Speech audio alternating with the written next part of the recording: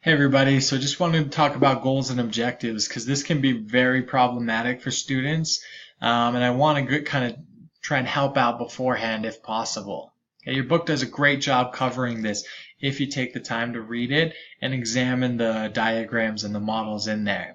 Okay, the problem is that goals, as they define it, are these broad overarching changes, right? We would probably refer to it as long-term goals. Okay, you're probably not going to see these during the duration of your 6 week or 3 month program. So one example would be to decrease suicide rate in Carbon County, Utah.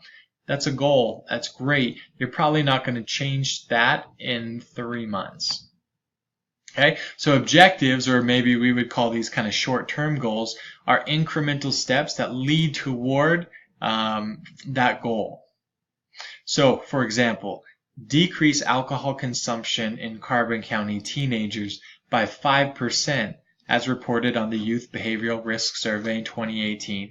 And you may even want to add on there as compared to 2017 or 2015. That way you know exactly which numbers you're comparing to look at that 5% decrease. Right? In this objective though, you see how specific it is. Right? We want to know the who, the what, the when, and the how much. Right? So decrease alcohol consumption, the what? Carbon County teenagers, the who, 5%, the how much. And reported on the Youth Behavioral Risk Survey in 2018 is the when. Right? All of those factors are critical to having a good objective. And if you go to the book on page 151, there's a diagram there on the bottom of the page that kind of goes over that.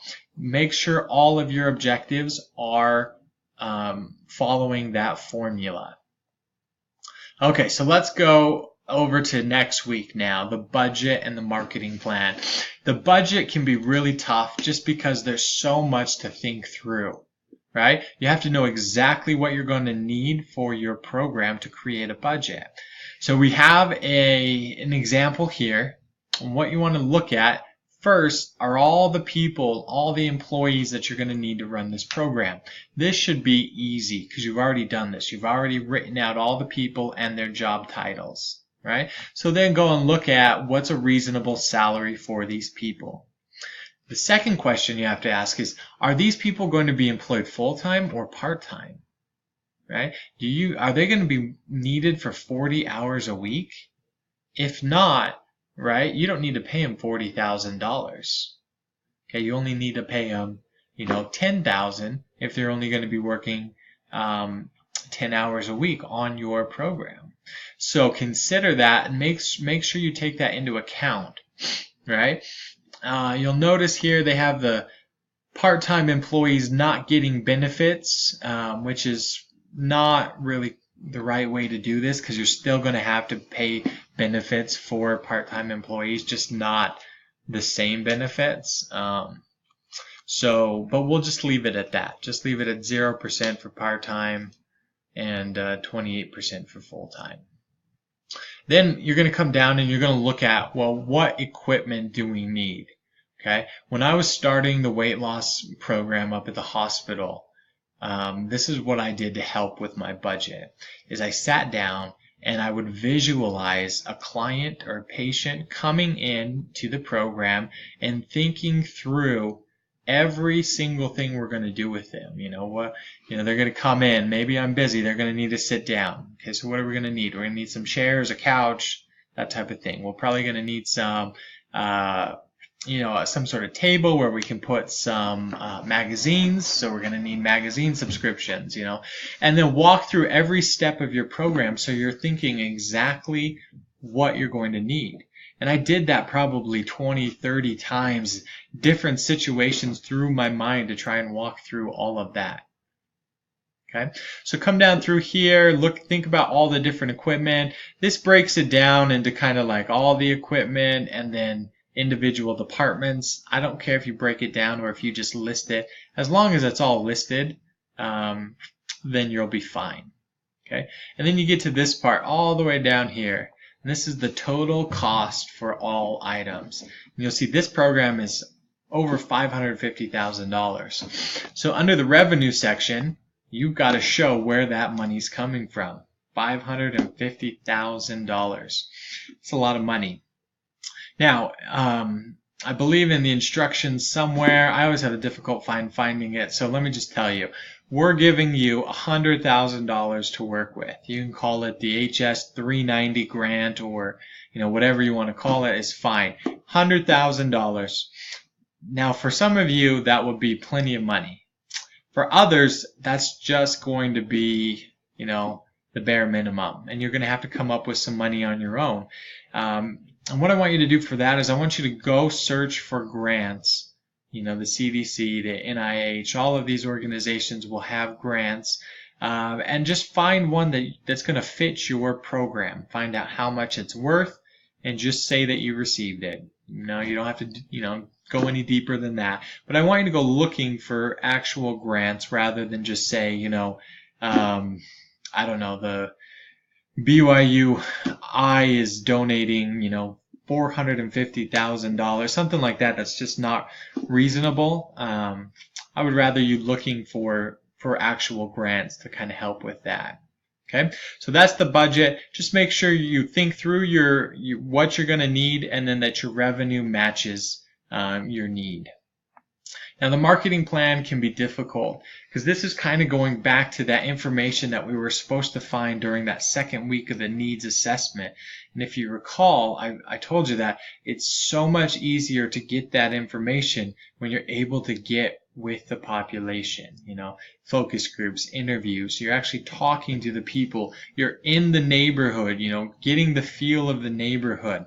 It's a little bit harder to know, I don't know, what are some of the questions? What day of the week is going to work best? Well, it's kind of hard to know because usually you're not going to find that in secondary research. So that's just kind of thinking through your population. Okay, most of these people are going to be working, maybe working a couple jobs, so maybe, an evening class or a weekend class, or maybe you do both to try and get, options for both people.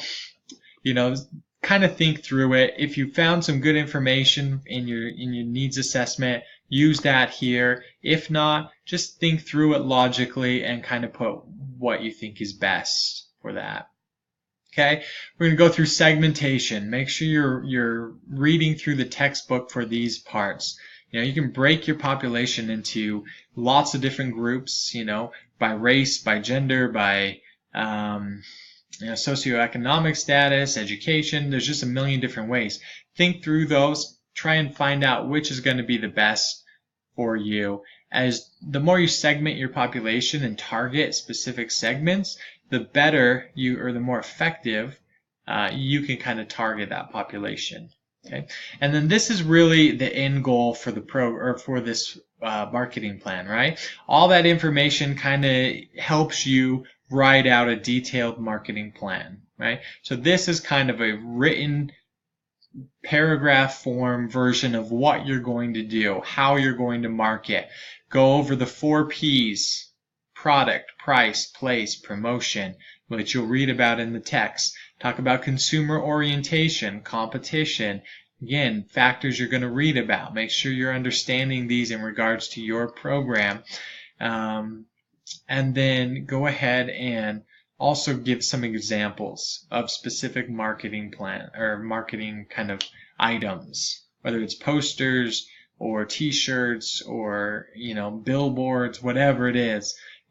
Show some actual examples, whether that's you creating them on your own, rough draft, no need to spend even an hour coming up with a flyer. Just make sure you have the right type of information on there. I'm not going to be looking at, artistic skills in this.